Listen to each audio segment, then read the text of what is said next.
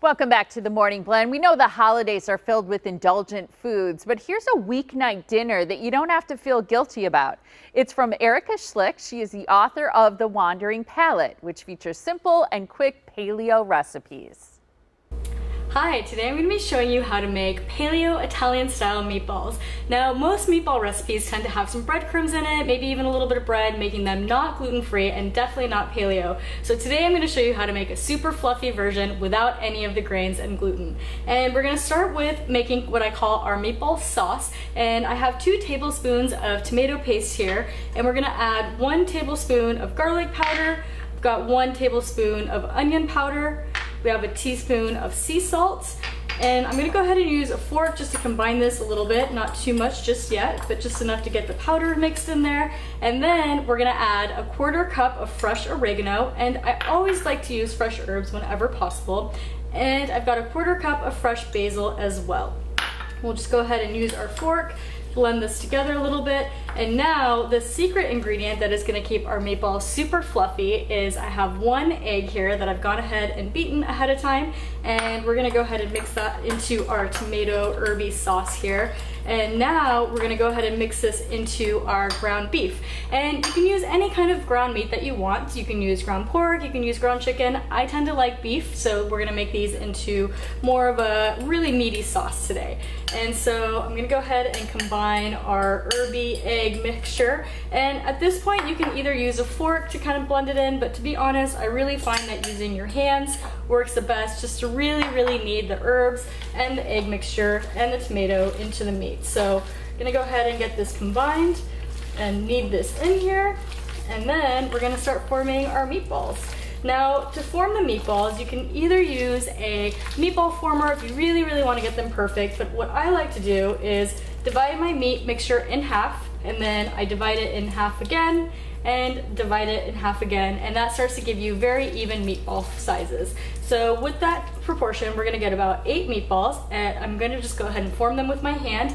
And I have a cast iron skillet that we're gonna go ahead and bake them in once they are ready to go. So we'll go ahead and get all these formed, pop these in the oven, and then we're gonna go on to make our creamy tomato sauce that is gonna go on top of these as well. And now that our meatballs are formed, we're gonna go ahead and put these in the oven at 350 degrees for about 20 to 25 minutes. And in the meantime, we'll head over to the stovetop and we'll start making our creamy tomato sauce. And now we're gonna go ahead and make our creamy tomato sauce that's gonna go on top of our meatballs, and you can start making this while they're baking. So I have 1 jar of crushed tomatoes, and this is about 18 ounces of tomato. And we're gonna go ahead and add in 1 cup of full fat coconut milk, and we'll go ahead and just give that a quick stir to get that combined to get started. And this is what's gonna be our cream, so this is 100% dairy-free cream sauce.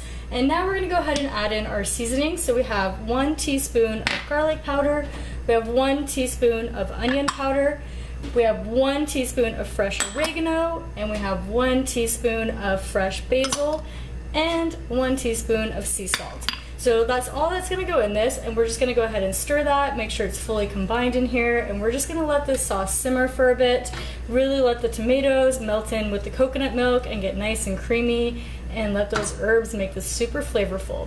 So you'll let it simmer for about 10-15 minutes, and then we will come back and we will blend this with an immersion blender to get it super creamy before we put it back on our meatballs. And our sauce has been simmering for about 10 to 15 minutes, and I've let it cool down just slightly. And now we're gonna get to play with one of my favorite kitchen tools, and I think one of the most underrated kitchen tools. This is an immersion blender, and I love to use this for soups or any sauces that I want to thicken. And so you'll go ahead and put the blender on the end. Just make sure your soup is cold or your sauce is cold enough so that you don't splatter yourself and burn yourself. And we're gonna dive in and thicken our sauce.